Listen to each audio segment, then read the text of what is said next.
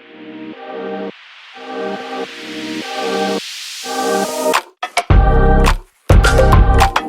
guys, welcome back to Lovin Meets. Today we sat down with Swerte, aka Luke Shield, who was a founding member of The Recipe. This is a hip-hop collective that started back in 2008. And what was really cool is we got the lowdown on how they formed and how they brought the music scene here in Dubai together. We also got to ask him about what he was doing in Dubai with Kanye West not too long ago.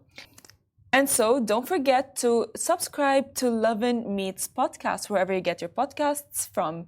Enjoy the show.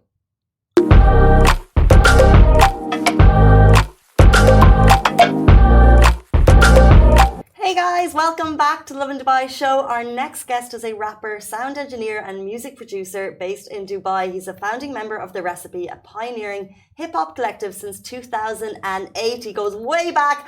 Welcome to the show, Swerte. Thank you so much for being here. Thank you for having me. We're excited to get to know you a little bit more. Yeah, I'm excited to chat with you. And my first question for you is that you go by your stage name Swerte, but also your name is Lucky. Yeah. Luki. Spelled Lucky, Sorry. but pronounced Luki. Luki, all Yeah. right. So if you can just tell us about that. Tell us about your stage name and where do you get that from, and as well about. So in Indonesia, I went to an American high school. Well, it was an international school, but American curriculum, and I had a lot of Filipino friends, and they read my name as Lucky, and Swerte is lucky in Tagalog. So they started calling me Swerte. And then when I decided to get to start rapping and do music and stuff, I just decided to stick with Swerte as the stage name. Because when I was reading it, I was like, is Lucky the stage name or is Swerte the stage name? It's really funny when I bring my pets to the vet and they start talking to my cat or my dog like, hey, Lucky, how are you doing? It's So back then, when they started calling you Swerte, were you doing music then? Or when did you... No, I didn't start doing music until I was 15 or 16, but they started calling me Swerte since I was 8 years old or something like that. But yeah, when I started doing music, I was like, oh, I gotta have a stage name, and it was like, what should my stage name be? And I was like, I really like Swerte, so I'll just go with that. What did starting music what did that entail? When did you realize that A, you liked it, loved it, and B, it was your passion? I knew I wanted to do music when I first watched my brother perform in a marching band. So he was in a high school marching band, and in Indonesia, it's a big thing. They have huge marching band competitions, and I must have been 9, 10 years old or something, and we went into this huge indoor stadium for this competition, and as a kid seeing this huge crowd and then this massive marching band come in, and it's not like they just play stationary, they do all the moves and stuff.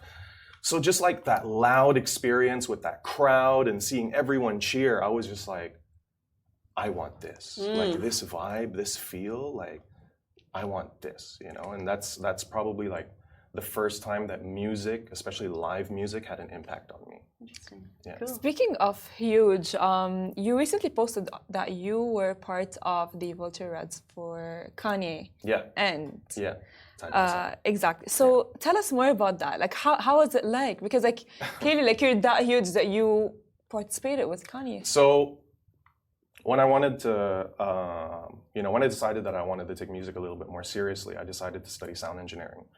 And from that, I then wanted to be a little bit more specialized. So there's a industry standard music software called Pro Tools.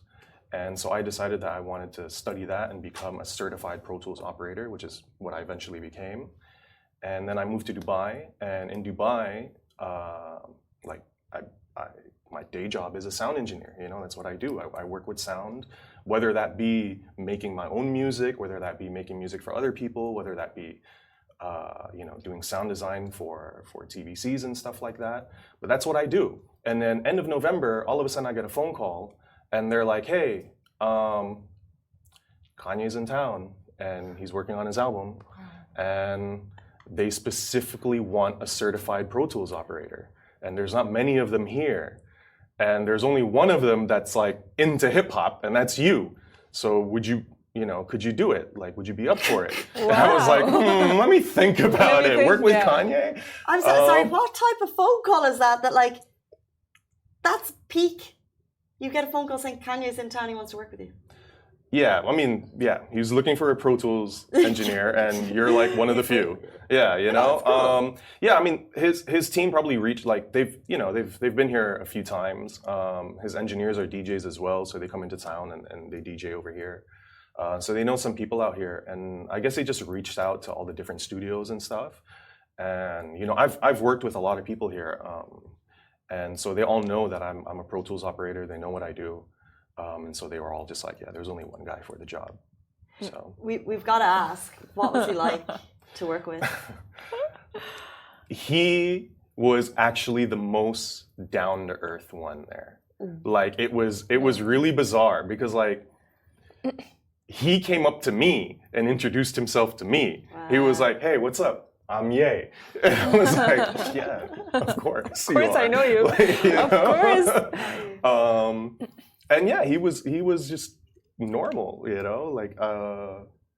was so surreal. Like I think like all of us in the room were kind of in shock when he walked in because we didn't expect him to be there that day. So when he came in, it was just like, oh my God, he's here. Even the other musicians and stuff, they were shocked that he was there. Like he has that type of presence, Yeah. But he himself, just a normal guy. He was just like, what are you guys doing? Show me what you guys are working on. Cool. Yeah. That's actually very cool because I'm a fan of Kanye myself. So if you see him next time, just tell him that. You tell him. Just tell him that. It's okay. So actually, what inspired you to bring Indonesian music to Dubai? So my father is Swiss. My mother's Indonesian. Okay. And my whole life, I've had this sort of, I don't know if you call it a struggle, but maybe an infatuation with identity. Yeah. Because in Indonesia, even though I was born and I grew up there, my Indonesian family considers me Swiss. Okay. Right? But then when I go to Switzerland, my Swiss family considers me Indonesian. Right?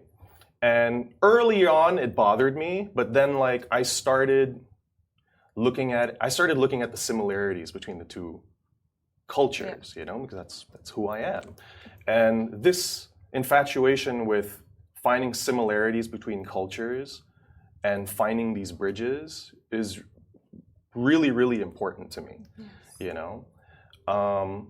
And so one thing when I started making music in Dubai that I wanted to do was use music to bridge the cultures around the world, right? So I wanted to showcase my culture in my music, and also I wanted to start making collaborations between musicians here in the Middle East and musicians back home.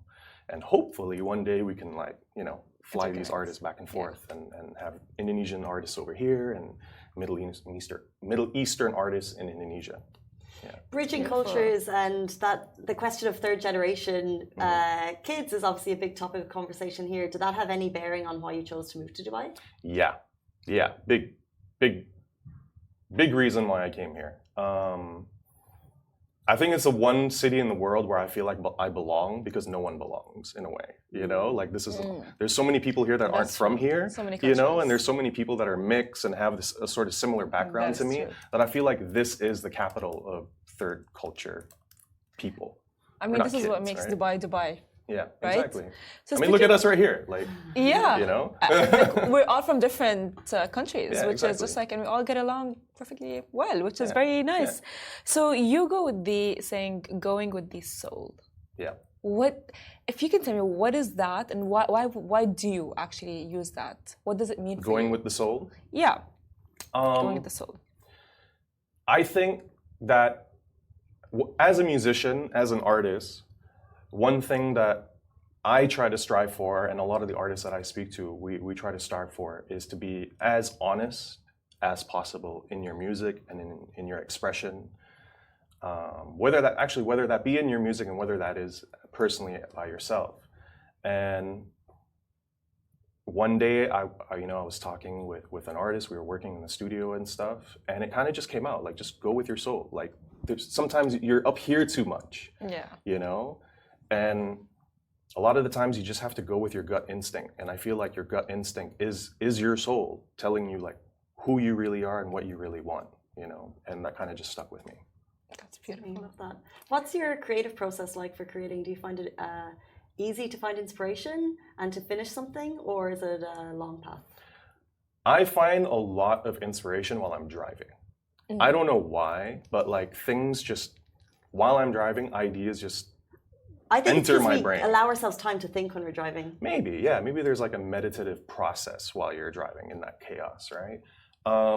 So I send myself a lot of voice notes. Like I'll just get ideas and I'll just like grab my phone and just be like, blah, blah, blah, blah. I love that. And then there's no formula to creating. You know, people are always like, oh, do you work on the drums first? Do you work on the lyrics first? Do you work on this first?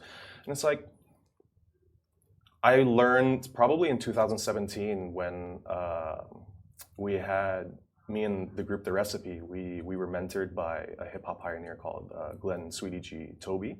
He came into town and he stayed with us for about 3 months, mentoring us and showing us how the hip hop industry works and stuff.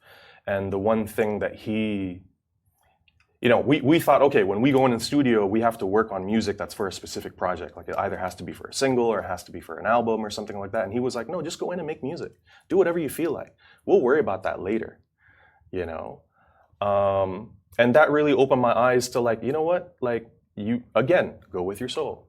Like go in and if you feel like writing lyrics today, write lyrics. If you feel like working on drums, work on drums. If you feel like just messing around and making noise, mess around and make noise, you know? Yeah. Speaking of going with your gut instinct and you know going with the soul, what draws you to collaborate with artists like Perfect Storm? Perfect Storm. He's like a brother to me. Shout out to Perfect Storm. He's having a kid next month, so excited for that. You know, paternity leave and everything. You know, when I moved to Dubai, this is part of my Indonesian culture. When you go to somebody's house, you're a guest. Yeah, you don't just walk into someone's house and put your feet up on the table and stuff like that. So when I first moved to Dubai, I didn't want to just start going around and be like, hey, I'm this new musician in town. I'm a sound engineer. I'm this and that. Like, I didn't want to do that. I didn't feel right. So I came into town and I wanted to, I became a fan of the scene. I wanted to know who was doing what, who were the musicians here, what were they about, what's the music scene out here like, you know? Mind you, this is back in 2006. Like there was a music scene, but there wasn't a lot going on.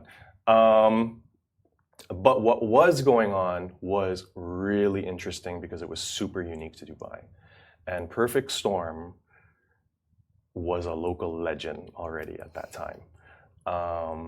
And what drew me to him was just his writing capability. Like he was so good at not only expressing himself, but putting things in a way that just were so smart, but so simple at the same time, you know? And yeah, like I finally worked up the courage to approach him one night in a club and introduce myself to him, you know? Because I really was a fan. I was like, oh my God, like, you know, okay, I'm gonna try and work with this guy. And we've become brothers. Like he's literally like a brother to me now. Like from that day forward, like I really haven't done anything musically in the city without him. He's come with me on tours to support me on tours and stuff back in Indonesia. Yeah, that's my brother right there. Amazing that these bonds can be formed.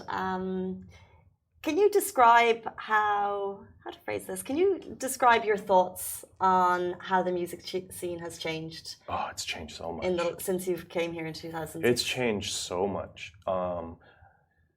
Just in terms of support, you know, I think it took a while for brands and industry leaders to really trust in the local community. I remember when we started doing things, even up to 2011, 2011, 2013, probably even later than that, like 2015, 2016, like brands were a little bit reluctant to work with local artists, you know, and feature them on billboards and do like full on, you know, commercials and stuff with them. And that's changed a lot now. And to see that kind of support for musicians and artists and stuff is amazing. And I think we're now slowly, I think it's happening quicker now, like exponentially, getting to a point where musicians are going to really just be able to be musicians and make a living from their art and their craft, you know, without having to rely on a day job or something like that. Yeah. It's taken time. Yeah. It has. So would you try to adopt new genres of music? I think new genres of music are being made every single day, you know. Again, back when we started making music, like if you wanted to make music, you had to go to someone who could afford the equipment, you know, or go to a professional studio and stuff. But nowadays, like programs that make music are so easily available. You buy a Mac and it comes with GarageBand, and you can start making music on that. So because of this, you know, people can make music in their bedrooms, and kids can start just messing around on their laptops, you know, like when they're supposed to be doing homework. And you know, new genres are just being made every day, and I'm all for it. You know, it's exciting. It's 9/11 and we're really running out of time, but I really just wanted to get a rundown on the recipe, how you guys are doing, and also like just a quick history behind how it started. I know, and we've got like 4 minutes, but I wanted to shout out it as a local group doing cool things and like how it started, who's involved. Okay, so sorry. So back in 2007, 2008, yeah. You know, as I mentioned, there was a tiny music scene here.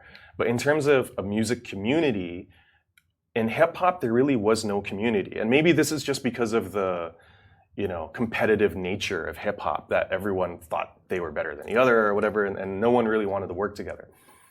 So I decided, okay, you know what? I'm going to make a compilation album and get everyone to work together. And the only rule that I have is you can have your own song on the compilation, but you have to do a collaboration song with 2 other artists, okay?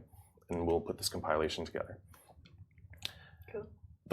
The whole 3 months of the summer in 2008, I managed to get 14 artists into the studio, which was in the back of my friend's villa in Barsha. And we eventually made this compilation that was called The Recipe Volume 1. And then not long after that, there was a local promoter who was doing like local monthly band nights. His name is Nickel. Shout out to Nickel. And he decided that he wanted to do local hip hop nights. And people told him, oh, if you want to get in touch with the hip hop community, they're all in this one studio every night. And the guy that's organizing, his name is Swerte. You should go reach out to him. So he reached out to us. He reached out to me. And then I was like, hey, yeah, like, you know, let's do it. And I was like, why don't we start with a bang? Why don't you just book all of us, all 14 of us on stage, you know? And he was like, okay, yeah, sure. And we then billed it as the first time that local hip hop acts would headline their own show. Because it really was the first time that local hip hop acts put on their own event and headline their own show. Before that, it was opening for Coolio, opening for 50 Cent. It was just as opening acts, right? This was the first time we had people fly in from Bahrain, from Qatar, from Saudi. It was packed. And people started calling us artists from the recipe, and then it just became the recipe. And since then, we started acting as sort of an independent label, working on not just group projects, but also individual solo projects and stuff. We released our first official commercial album in 2017 that you can find on all the streaming platforms. It's called Funerals in Purgatory.